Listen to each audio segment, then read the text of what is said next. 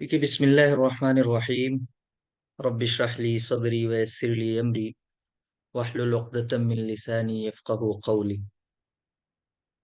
उम्मीद है आप सब लोग बखैर होंगे।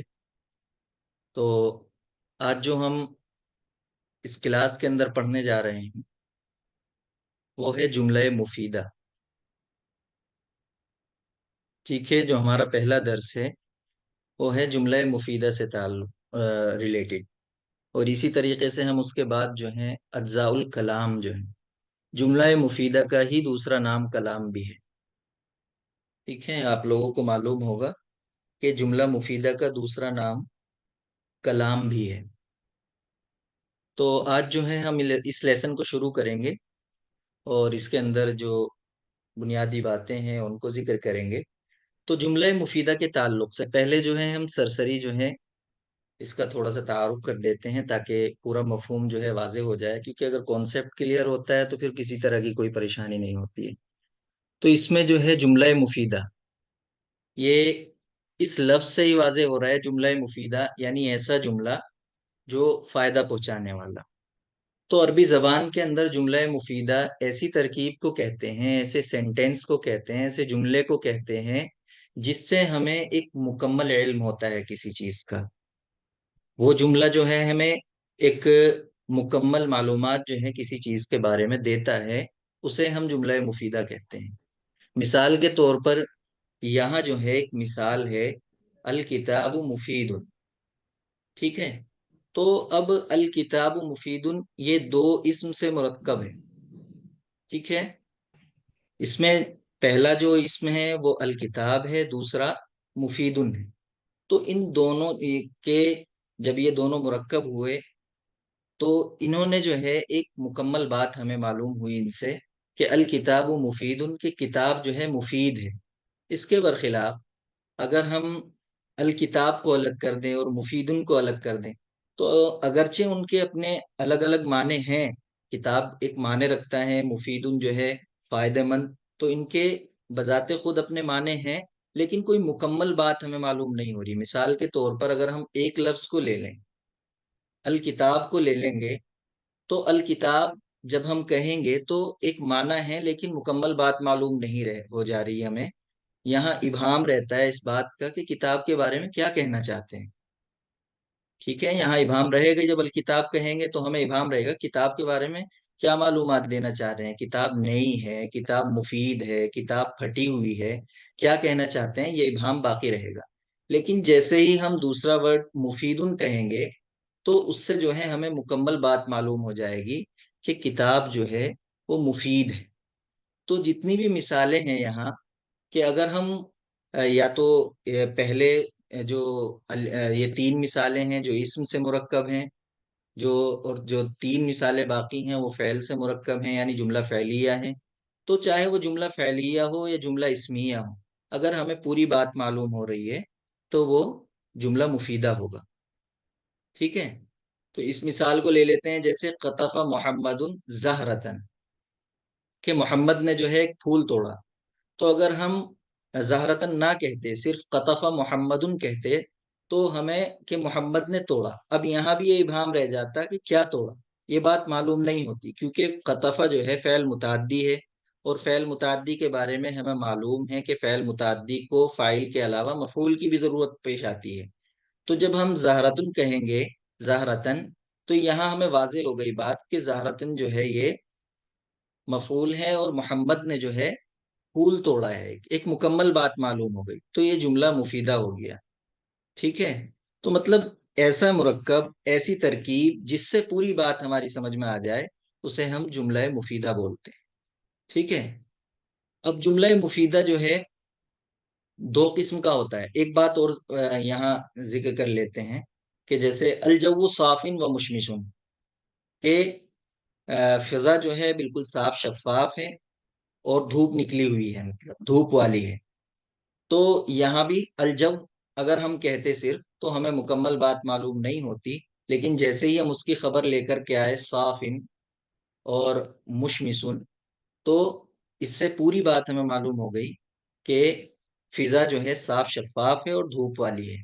ठीक है, تو یہاں کوئی مسئلہ نہیں ہے. صافن کا پتہ ہوگا یہ مبتدا خبر کے سینٹینس ہے، کیونکہ جملہ اسمیہ جو بھی ہوتے ہیں وہ مبتدا خبر سے ہی مرکب ہوتے ہیں، اور مبتدا خبر دونوں مرفوع ہوتے ہیں. لیکن اب یہاں صافن میں اگر کسی کو اشکال ہوتا ہے کہ یہاں پیش نہیں ہے، تو اس میں تعلیل ہوئی ہے.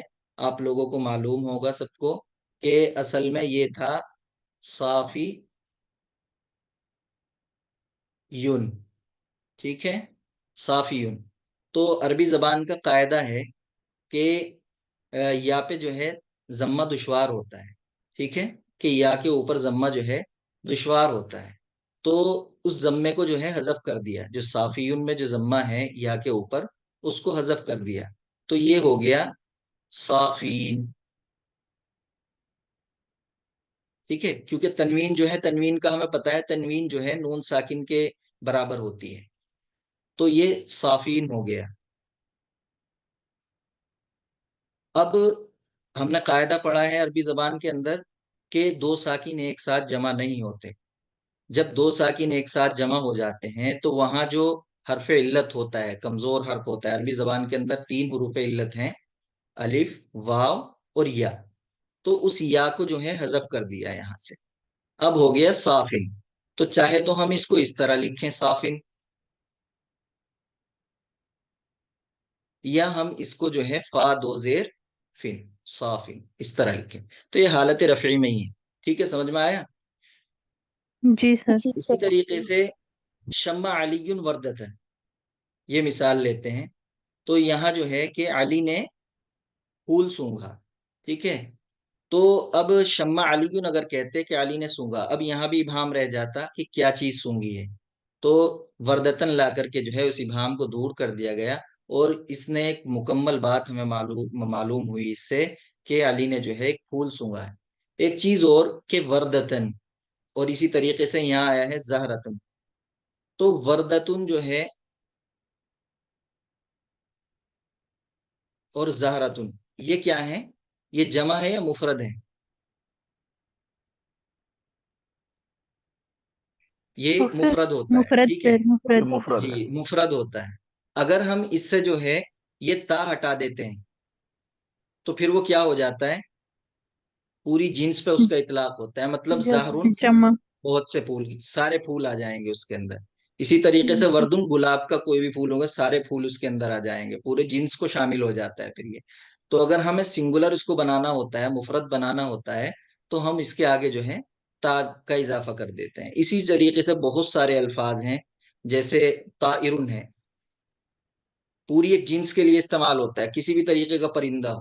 لیکن ہم کہیں گے طائرتن، طائرتن، تو یہاں پھر وہ سنگولر ہو جائے گا. اسی طریقے سے شجرن ہے لفظ، تو یہ پوری جنس کو شامل ہے.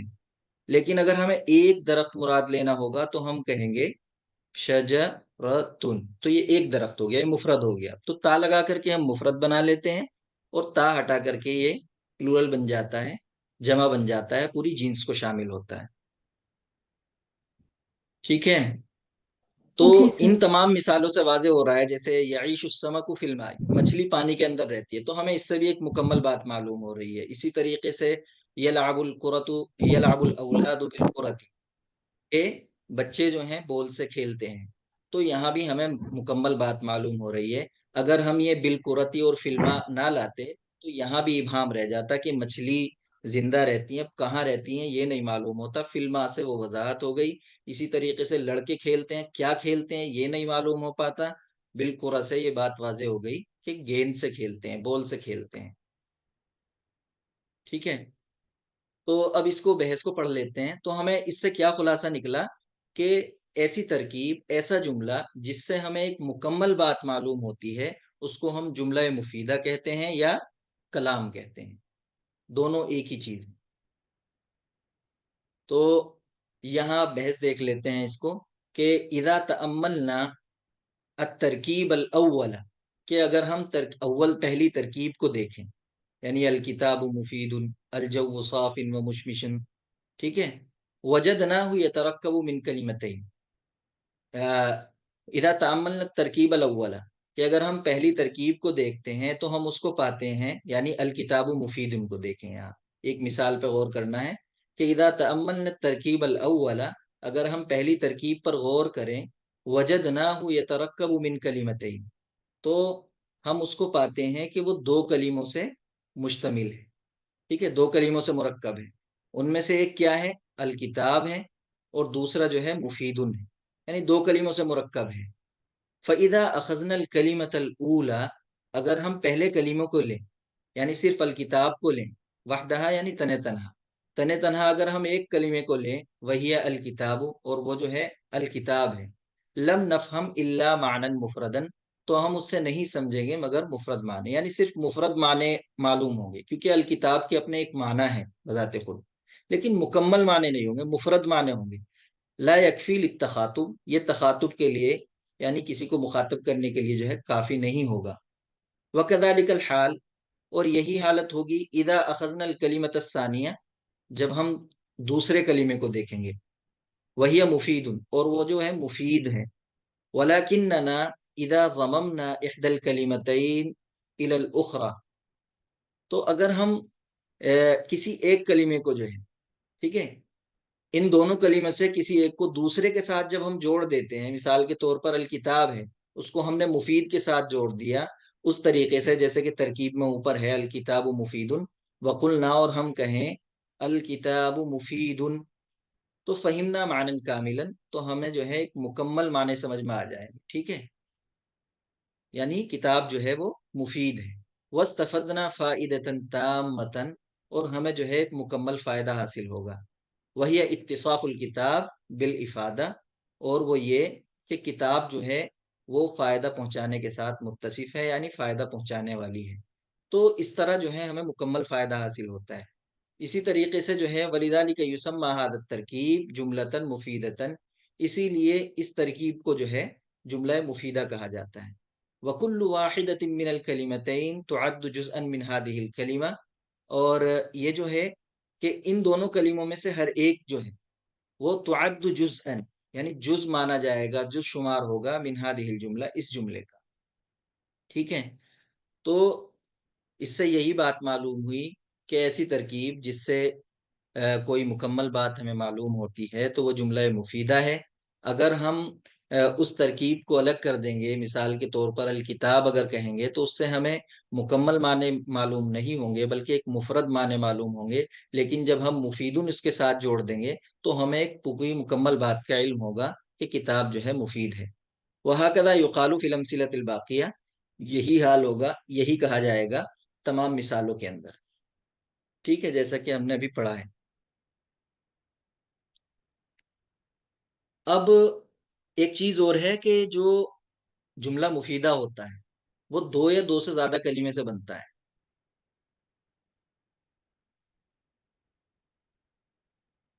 آواز آ رہی ہے آپ کو؟ جی سر، آ رہی جی ہے. سر. جی سر. ٹھیک ہے، جملہ مفیدہ جو ہوگا وہ دو یا دو سے زیادہ کلمے سے ملے گا. جیسے الکتاب مفیدن اوپر آ رہا ہے کہ یعنی جو ہے ایک الکتاب ہو گیا اور دوسرا جو ہے مفیدن ہو گیا. اسی طریقے سے فعل کے ساتھ آ رہے ہیں تو تین تین ہیں، اور تین سے زیادہ سے بھی بن سکتا ہے. جب فعل کے متعلقات اس کے ساتھ جڑتے ہیں تو دو یا دو سے زیادہ کلمے سے ہی بنتا ہے. لیکن بسا اوقات ہمیں جو ہے ایسا دیکھنے میں آتا ہے کہ وہاں ایک ہی لفظ ہوتا ہے. مثال کے طور پر قم ہے، تو یہ ایک لفظ ہے لیکن یہ پورا ایک سینٹینس ہے. ٹھیک ہے، تو اب ہم نے جو ڈیفینیشن پڑھی ہے کہ مرکب جو یہ جو ہے جملہ مفیدہ دو یا دو سے زیادہ سے بنتا ہے، تو اب یہاں تو وہ ڈیفینیشن جو ہے اپلائی نہیں ہو رہی ہے. تو یہاں جو ہے قم، جب ہم ضمائر کا بیان پڑھیں گے تو اس کے اندر جو ہے جب ہم تو ہم دیکھیں گے کہ 5 افعال ایسے ہیں جن کے اندر ضمیر جو ہے مستتر ہوتی ہے. ٹھیک ہے، ضمیر مستتر جب ہم پڑھیں گے تو اس وقت دیکھیں گے کہ ایک تو فعل ماضی کے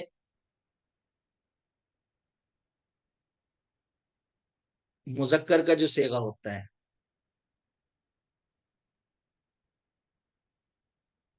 ٹھیک ہے، اسی طریقے سے فعل ماضی کا جو ہے مفرد مؤنث کا صیغہ. ٹھیک ہے، جیسے فعل، اس کے اندر جو ہے ہوا ضمیر پوشیدہ ہوتی ہے، اور فعلت اس کے اندر فعلت ہے تو اس کے اندر جو ہے ہیا ضمیر پوشیدہ ہوتی ہے. اسی طریقے سے جو مضارع کے صیغے ہیں، جیسے کیا کہتے ہیں، یفعلو، یفعلو کے اندر ہوتی ہے، اور افعلو، افعلو کے اندر انا ضمیر پوشیدہ ہوتی ہے، نفعلو کے اندر جو ہے نحن ضمیر پوشیدہ ہوتی ہے. تو اسی طریقے سے جو امر کے جو صیغے ہوتے ہیں ان کا جو مفرد مخاطب کا جو صیغہ ہوتا ہے، یعنی جیسے افعل، تو اس کے اندر ایک ضمیر پوشیدہ ہوتی ہے جو کہ انتا ہوتی ہے.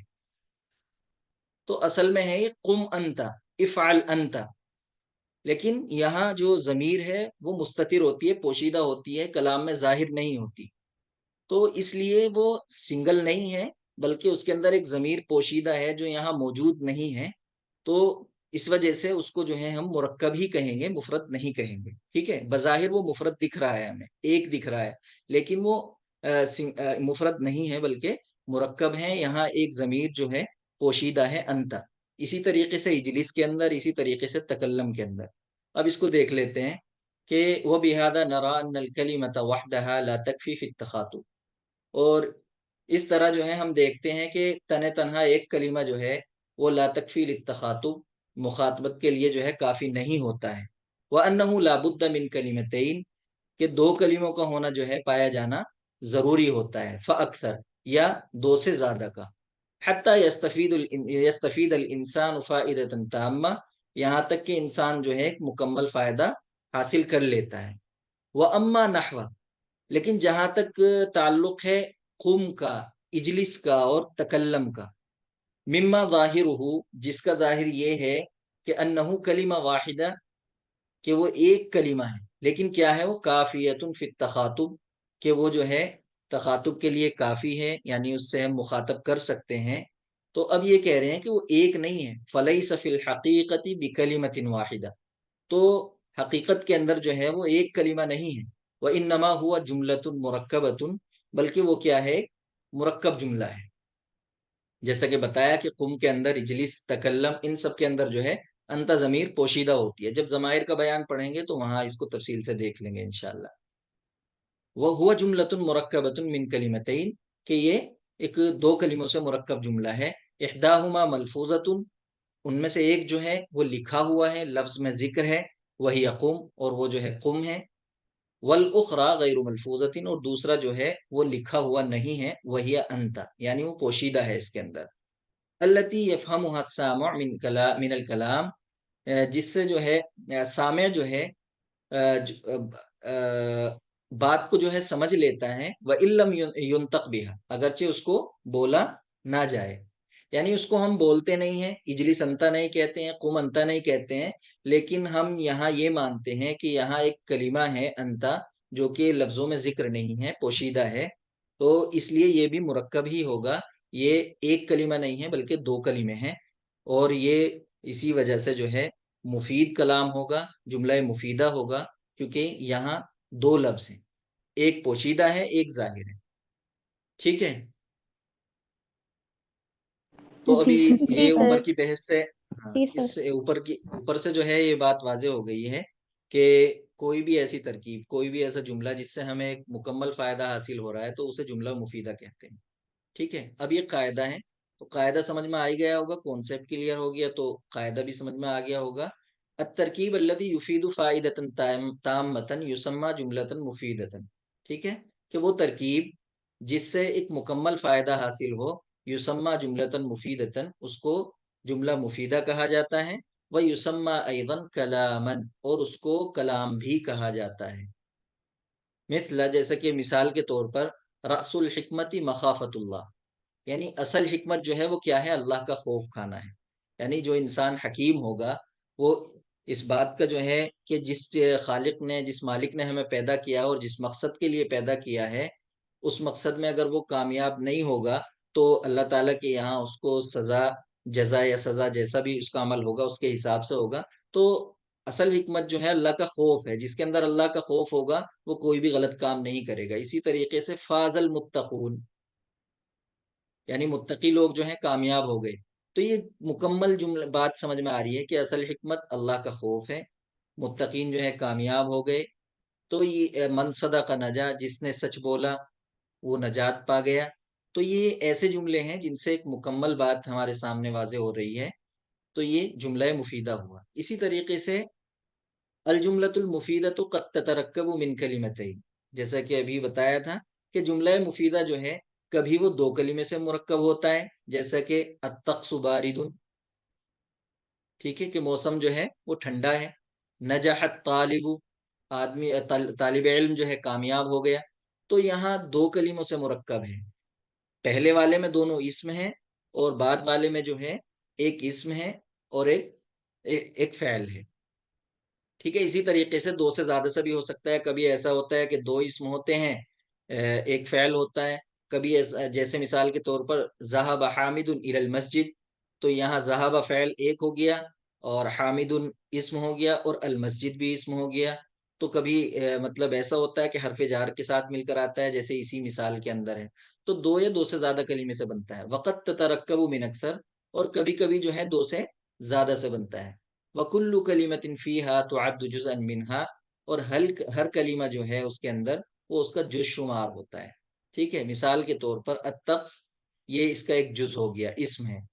کلمے کے اقسام ابھی پڑھیں گے ہم. تو اسم ہے. باردن یہ بھی اسم ہے، یہ بھی ایک جز ہو گیا. ہر ایک اس کا ایک جز مانا جاتا ہے. نحو الشمس ضوءها ساطع، کہ سورج اس کی روشنی جو ہے وہ تیز ہے. تو یہاں کیا ہے، یہاں یہ دو سے زیادہ سے بنا ہے. ایک الشمس ہو گیا، ایک الضوء ہو گیا، ضوء، اور ایک ہا ضمیر اپنے آپ میں ایک کلمہ ہے، اور ساطع، یہ چار کلمے ہو گئے ہیں. اسی طریقے سے تطلع الشمس من المشرقی، سورج جو ہے وہ مشرق سے نکلتا ہے. یہاں بھی چار کلمے ہیں. تطلع ایک کلمہ ہوا، الشمس دوسرا ہوا، من کیونکہ حرف جو ہے یہ بھی ایک جملے کا جز ہے تو یہ تیسرا ہوا، اور المشرق جو ہے چوتھا ہوا. اسی طریقے سے نزہۃ الصباح مفیدۃ، کہ صبح کا ٹہلنا جو ہے وہ مفید ہوتا ہے. تو یہ جو ہے اس سے بات معلوم ہوئی کہ وہ ایسا جملہ جس سے مکمل بات ہماری سمجھ میں آ جائے اس کو جملہ مفیدہ کہتے ہیں. جملہ مفیدہ جو ہے کبھی دو کلموں سے مرکب ہوتا ہے، کبھی دو سے زیادہ سے مرکب ہوتا ہے. ٹھیک ہے. جی یہ تو سر. اکثر چیزیں معلوم ہوں گی اس میں. تو یہ تو جملہ مفیدہ کے بارے میں. تو اب دیکھ اچھا. لیتے ہیں جملہ غیر مفیدہ. تو ظاہر سی بات ہے، معنی سے ہی یہاں بھی ظاہر ہو رہا ہے کہ جملہ غیر مفیدہ کیا کہتے ہیں. اس کا نحو سے ویسے تعلق نہیں ہے، لیکن پھر بھی ہم اس کو ذکر کر دیتے ہیں کہ جملہ غیر مفیدہ کیا ہوگا، یعنی جس سے پوری بات معلوم نہ ہو، ابہام رہ جائے جہاں. تو یہ کہہ رہے ہیں کہ فَإِلَّمْ تُفِدِ الْجُمْلَةُ مَعْنًا تَامًّا، کہ اگر جملہ مفیدہ جملہ جو ہے وہ مکمل معنی نہ دے، کہ اگر جملہ مکمل معنی نہ دے، مکتفیاً بنفسہ، اور وہ اپنے آپ میں کافی نہ ہو، فلا تسمى کلاما، تو اس کو کلام نہیں کہا جائے گا. جیسے مثال کے طور پر ہم کہیں ان تجتہد فی عملک، کہ اگر آپ اپنے کام میں کامیاب ہو گئے. تو اب یہاں کیا ہے، اس کا نتیجہ کیا ہوگا.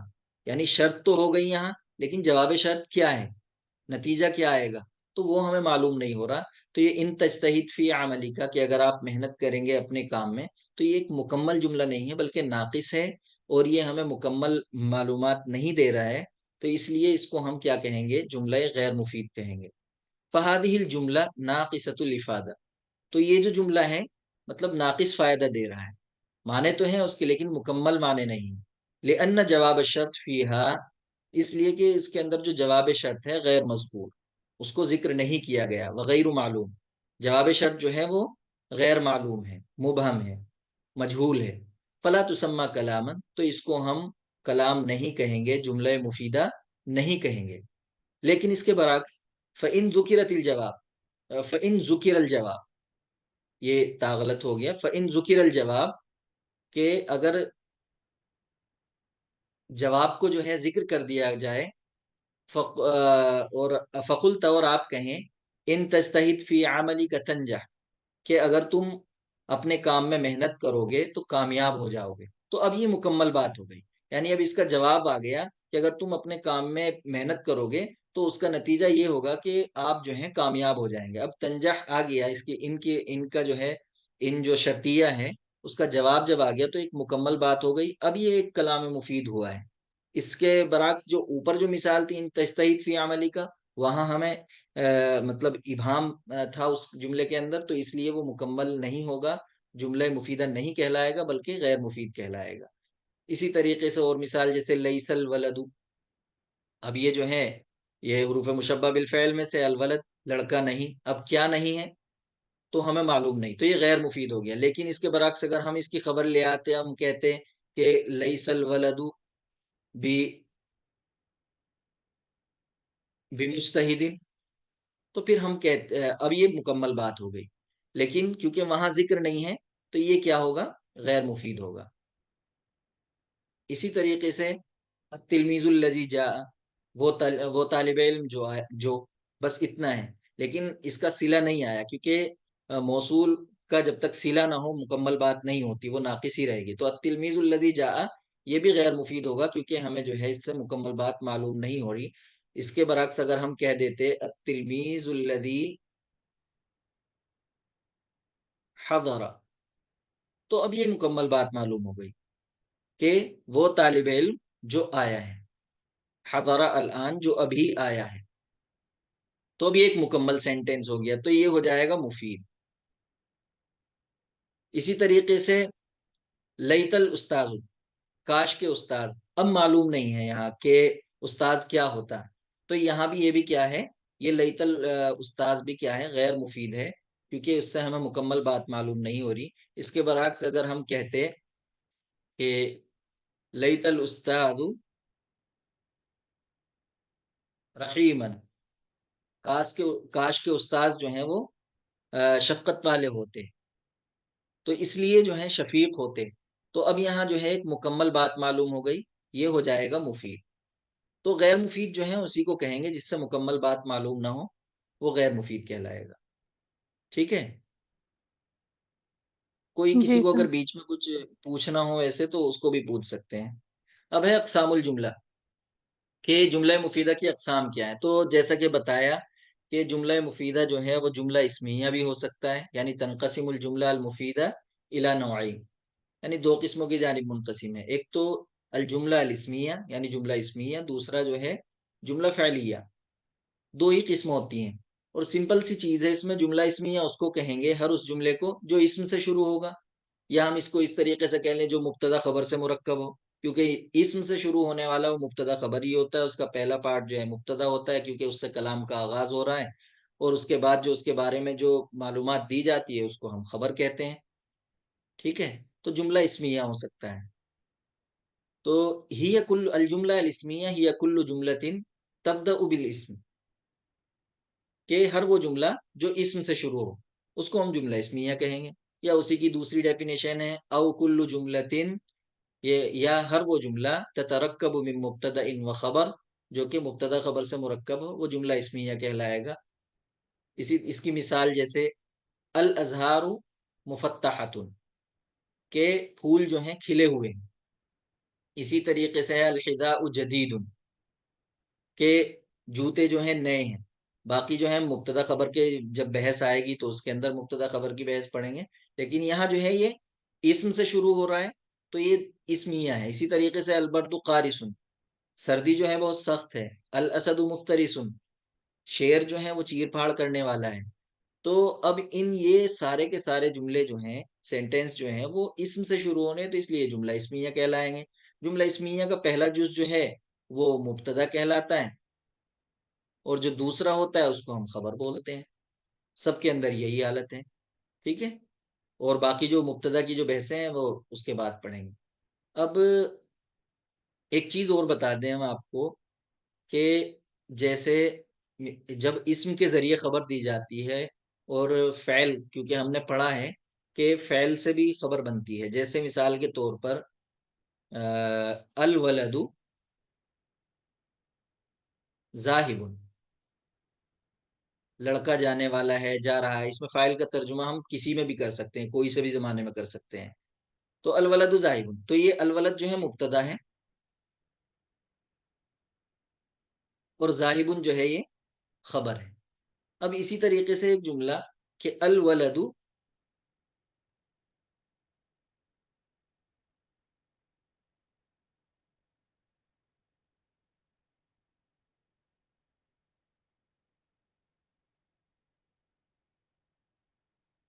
यदहबु, तो किसी को इसके दरम्यान में फर्क मालूम है?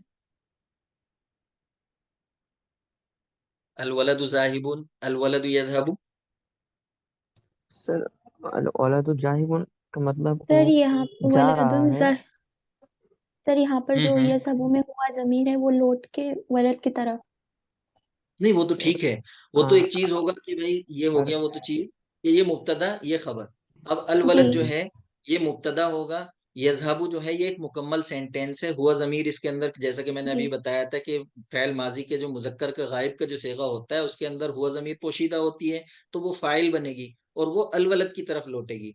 तो यजहबु जी में हुआ जमीर जो है वो फाइल बनेगी, और क्योंकि ये फ़ैल लाजिम है तो फ़ैल अपने फ़ाइल से मिलकर ये जुमला फ़ैलिया खबरिया हुआ। अब जुमला फ़ैलिया खबरिया होकर के ये जो है अलवलद की खबर बनेगा, क्योंकि जुमला जो होता है, आपने पढ़ा होगा कि जुमला जो है, अब हमने पढ़ा है कि मुब्तदा मारिफा होता है, खबर नकरा होती है। तो अब जुमला फ़ैलिया जो होता है वो नकरा के ही हुक्म में होता है हमेशा, यानी उसका जो हुक्म होता है वो नकरा का ही होता है। ठीक है, तो ये तरकीब हो गई है। तो मैं फर्क इनका जानना चाह रहा हूँ आपसे, अगर फर्क किसी को मालूम है तो बताएं। सर मैं ट्राई करता हूँ। जी सर जी अल बिल्कुल। औलादु जाहिबुन का मतलब ये है कि एक कॉन्टिन्यूअस है और जा रहा है, इसका मतलब में आएगा शायद। और अल हम्म। औलादु यज़हबु का मतलब वो जाता है या जाएगा। एक हाँ, पहले वाला तो कॉन्टिन्यूअस नहीं माने उसके वो अंदर तो क्योंकि नहीं नहीं आपने मुजारे की बहस में पढ़ा होगा कि वो जो है जाता है मतलब जा रहा है, वो इसमें कंटिन्यूअस भी आता है। ठीक है, तो मैं बताता हूँ आपको थोड़ा सा। ठीक है, वो भी आप बता रहे हैं, आपने कोशिश की है, लेकिन फर्क जो है इन दोनों के दरमियान में वो ये है कि जब हम इस्म के जरिए खबर लाते हैं तो उसका मतलब होता है, जैसे अब ये लड़का जो जा रहा है मतलब बीच में रुकने वाला नहीं है, जहां भी जा रहा है, जाहिबुन इलल मस्जिद जैसे। तो अब जो जाहिबुन में की जो खुसूसियत है वो ये है कि जाहिबुन का मतलब ये हुआ कि लड़का जो है वो सीधा मस्जिद जाएगा, कहीं रुकेगा नहीं, है ना। लड़का सीधा मस्जिद जाएगा, रास्ते में कहीं रुकेगा नहीं। जो आप कह रहे हैं वो भी चीज आ रही है उसके अंदर कि वो रास्ते में जैसे कहीं रुक गया, ऐसा नहीं, बल्कि सीधा मस्जिद जा रहा है। तो जब हम किसी ऐसी जगह चीज के बारे में कहना चाहते हैं जहां वक्फा ना हो किसी तरह का, मिसाल के तौर पर अब मैं कहूं सदीकी कादिमुन मिन दिल्ली, ठीक है, कि मेरा दोस्त जो है वो दिल्ली से आ रहा है। तो अब यहाँ कादिमुन का जो मतलब हुआ वो मतलब सीधा दिल्ली से मेरे पास आएगा, मतलब सीधा आएगा, वो कहीं रुकेगा नहीं रास्ते में। लेकिन अगर यहाँ इम्कान नहीं होगा उस बात का कि वो कहीं ठहरेगा, इसका जब भी हम इसके जरिए खबर देंगे तो इसका मतलब कि वो सीधा आ रहा है बिल्कुल। लेकिन अगर हम कहेंगे सदीकी यकदुमु मिन दिल्ली, तो फिर यहाँ इम्कान होता है इस बात का कि वो रास्ते में हो सकता है कहीं ठहर कर भी आए, रुक कर आए। ठीक है, समझ में आई बात ये? जी सर क्लियर हो। जी सर हाँ जी सर। जी। तो जब हम फ़ैल के ज़रिए खबर लाते हैं तो उसमें इम्कान होता है इस बात का कि वहाँ अमल में तसलसल मतलब नहीं होगा, ऐसा भी हो सकता है कि उसमें थोड़ा वक़्फ़ा भी हो जाए।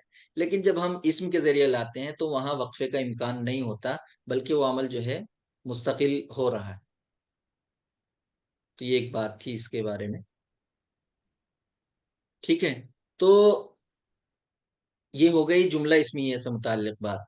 अब हमने जैसा कि पढ़ा है कि एक खबर भी है, जैसे यहाँ है मुब्तदा है और उसकी एक खबर है। कभी कभी ऐसा होता है कि खबर जो है वो जुमले की शक्ल में भी हो सकती है, और वो जुमला जो है जुमला इस्मिया भी हो सकता है और जुमला फ़ैलिया भी हो सकता है। जुमला फ़ैलिया की मिसाल जैसे मैंने ये दे दिया आपको यहाँ, यज़हबु इलल मस्जिद। ठीक है,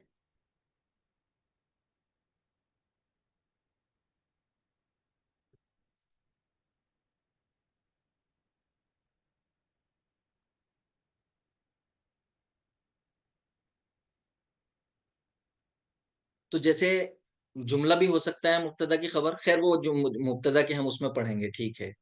یا پھر آتی ہے بات جملہ فعلیہ کی. تو جملہ فعلیہ ہر وہ جملہ جو فعل سے شروع ہوگا، یعنی فعل فاعل سے شروع ہوگا، اس کو جملہ فعلیہ کہتے ہیں.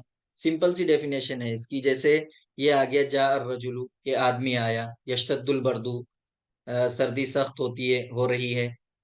اسی طریقے سے خذ الکتابہ، کہ کتاب لو، کتاب پکڑو. اور یہ جو ہے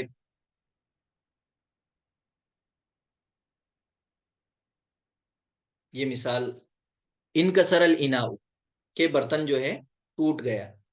تو یہ سب جتنی بھی مثالیں فعل سے شروع ہو رہی ہیں، تو فعل سے شروع ہونے والی جو بھی مثالیں ہوں گی ان کو جو ہے ہم جملہ فعلیہ کہیں گے. اب بات آتی ہے اجزائے کلام کی. تو اجزائے کلام، یا مطلب ہم اس کو کلمہ کہہ لیں، یا اجزائے کلام کہہ لیں، یا اجزاء الجملہ المفیدہ کہہ لیں، بات ایک ہی ہے. تو عربی زبان کے اندر ہم نے پڑھا ہے کہ 3 ہی اجزائے کلام ہوتے ہیں، یعنی ایک اسم ہوتا ہے، ایک فعل ہوتا ہے، ایک حرف ہوتا ہے. ٹھیک ہے. تو کلمے کی 3 ہی اقسام عربی زبان کے اندر ذکر کی گئی ہیں: اسم، فعل اور حرف. اب یہاں تعریف ہے کلمۃ، الکلمۃ لفظ یدل علی معنی مفرد، کہ لفظ ایسا، یہ کلمہ جو ہے ایک ایسا لفظ جو مفرد معنی پر دلالت کرے. تو اب لفظ کے معنی جو ہیں، ہم نے دیکھا ہے کہ لفظ کے معنی جو ہیں آتے ہیں جو لغت کے اندر، وہ آتے ہیں لفظ یلفظ کے معنی پھینکنا. ٹھیک ہے. تو انسان جو بھی بات اپنی زبان سے نکالتا ہے اس کو ہم کیا بولتے ہیں؟ ایک منٹ ذرا کال آ رہی ہے.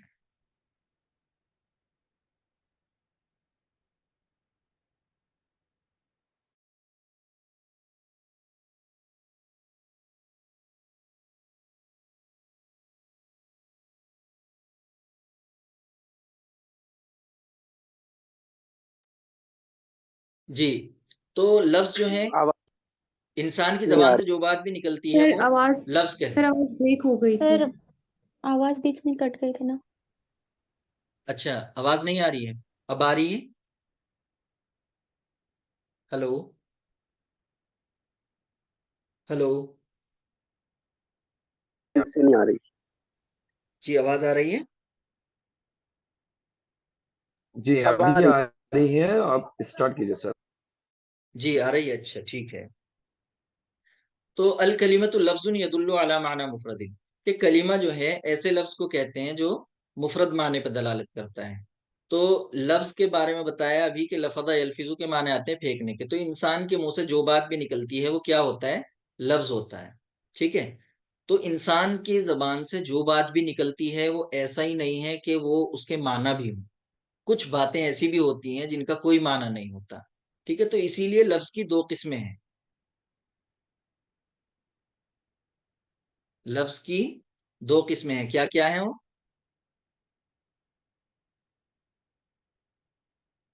کسی کو معلوم ہے؟ مفرد مرکب. مفرد مرکب. نہیں، مفرد مرکب نہیں. کہ لفظ یا تو موضوع ہوگا، لفظ موضوع محمد. موضوع ہوگا، موضوع اور محمد. یا محمل ہوگا. ٹھیک ہے. موضوع کا مطلب یعنی جس کے کوئی معنی ہو، اور محمل کا مطلب جس کے کوئی معنی نہ ہو. مثال کے طور پر ہم اپنی عام زبان کے اندر کہتے ہیں، جیسے بہت ساری چیزیں کہہ دیتے ہیں، چائے وائے. اب چائے کے تو ایک معنی ہے، چائے جو ہے اس کے تو معنی ہے، لیکن وائے کیا چیز ہے اس کا کچھ معنی نہیں. تو یہ کیا ہوا؟ چائے جو ہے ایک موضوع ہے اور وائے ایک محمل لفظ ہے. اسی طریقے سے ہم روٹی ووٹی، سالن والن عام اپنی زندگی کے اندر جو ہے بہت یوز کرتے ہیں. تو انسان کی زبان سے جو بات نکلتی ہے وہ موضوع بھی ہو سکتی ہے، محمل بھی ہو سکتی ہے، جیسے کہ یہ مثال دی ہے. لفظ یدل علی معنی مفرد، یعنی مفرد معنی پر دلالت کرے. اب مفرد اور مرکب کے درمیان کا فرق جو ہے وہ بھی جان لیتے ہیں. کسی کو معلوم ہے مفرد کسے کہتے ہیں اور مرکب کسے کہتے ہیں؟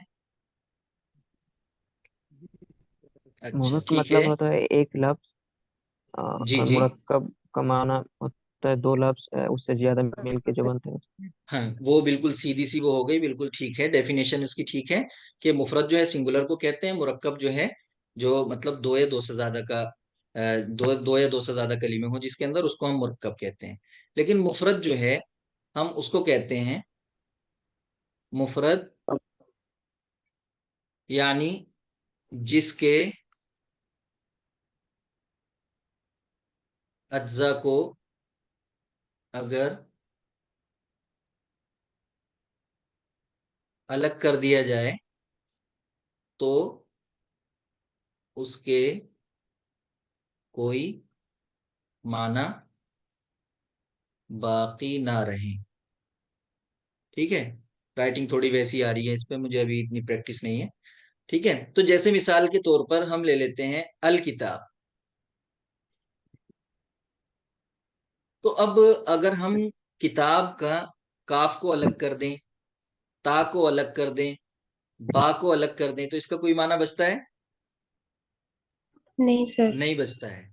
یعنی اگر ہم ایک مفرد جو ہے اس کے اگر جو حروف ہیں ان کو اگر ہم الگ کر دیں تو پھر وہ کسی معنی پر دلالت نہیں کرتا ہے، تو اس کو ہم مفرد کہتے ہیں. مرکب کسے کہتے ہیں؟ جبکہ مرکب کی بات یہ ہوتی ہے کہ مرکب اگر اس کے اجزاء کو الگ کر دیا جائے تو بھی اس کے معنی باقی رہتے ہیں. اس کی مثال لے لیتے ہیں. ٹھیک ہے، یعنی مرکب کیا ہے کہ اگر اس کے اجزاء کو الگ کر دیں تو اگرچہ وہ مکمل بات ہمیں معلوم نہیں ہوگی اس سے، لیکن پھر بھی اس کے معنی جو ہیں برقرار رہتے ہیں. اس کی مثال دیکھ لیتے ہیں. سر یہ چیز نوٹ ڈاؤن کر دیا جائے نیچے تو جی اچھا ہوگا. یہ چیز ہاں، جو لکھے ہیں ابھی، یعنی جس اچھا کے اچھا اجزاء کو الگ کر دیا جائے، نوٹ ڈاؤن کر دیا جائے تو اچھا ہوگا تھوڑا، اچھا، فرق بعد مطلب میں اس یاد کے پی پی ٹی کے اندر ہی. ٹھیک ہے، ایک میں کر دوں گا انشاءاللہ، اس میں ایڈ کر دوں گا. ٹھیک ہے، جی جی تو اس کی جی. مثال جیسے اب یہاں لے لیتے ہیں ہم الولد الجمیل. ٹھیک ہے، ویسے جمیل لڑکا نہیں ہوگا، وہ لڑکی کے لیے یوز ہوتا ہے.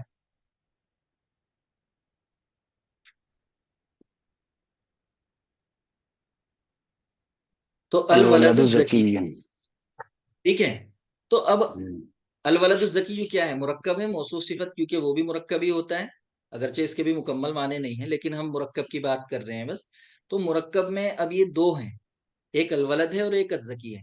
تو اگر ہم الولد کو الگ کر دیں اور الزکی کو الگ کر دیں تو بھی ان کے اپنے آپ میں ایک معنی بچتے ہیں. یعنی الولد اپنا ایک معنی رکھتا ہے اور الزکی جو ہے اس کے ایک اپنے معنی ہے انٹیلیجنٹ کے معنی میں. ٹھیک ہے، تو مرکب اس کو کہتے ہیں کہ اگر اس کے اجزاء کو الگ بھی کر دیا جائے تو اپنے آپ میں اس کے ایک معنی ہوتے ہیں، اگرچہ مکمل معنی نہیں ہوتے ہیں.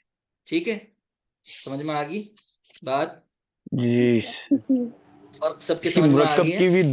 مرکب کی بھی دو قسمیں ہیں نا، توصیفی اور اضافی سے بھی. ہاں، مرکب کی اضافی. تو کل میں آپ کو جو ہے ایک کلاس لینی ہوگی اس کے لیے پورے، کیونکہ مرکب کی ہوں، جو ہے کافی قسمیں ہیں، ایک ہی نہیں ہوں.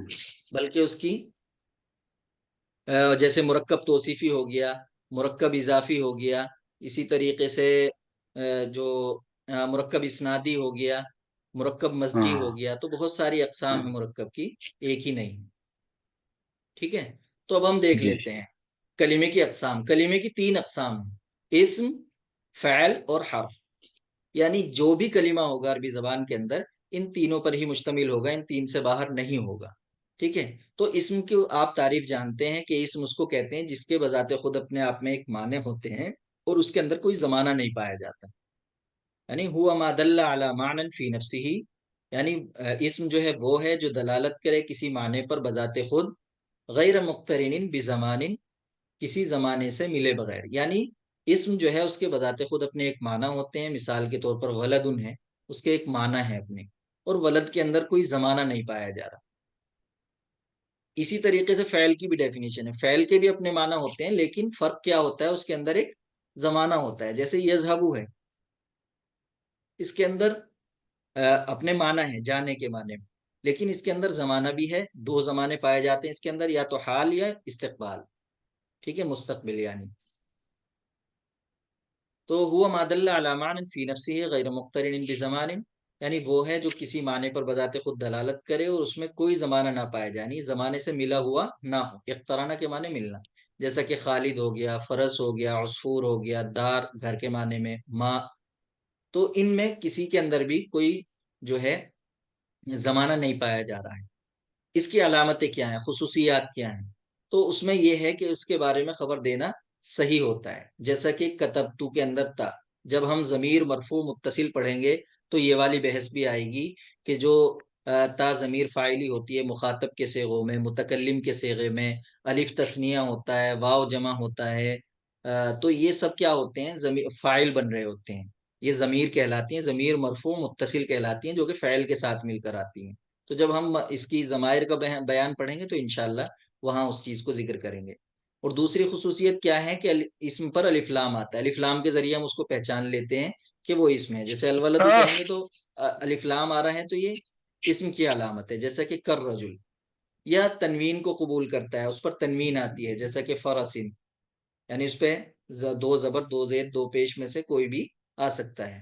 اسی طریقے سے اسم سے پہلے حرف ندا آتا ہے، ٹھیک ہے، جیسے یا ایھا الناس، یا ایھا الرجل، یا ولدو، یا رجلو، تو اسم سے پہلے جو ہے وہ حرف ندا بھی آتا ہے۔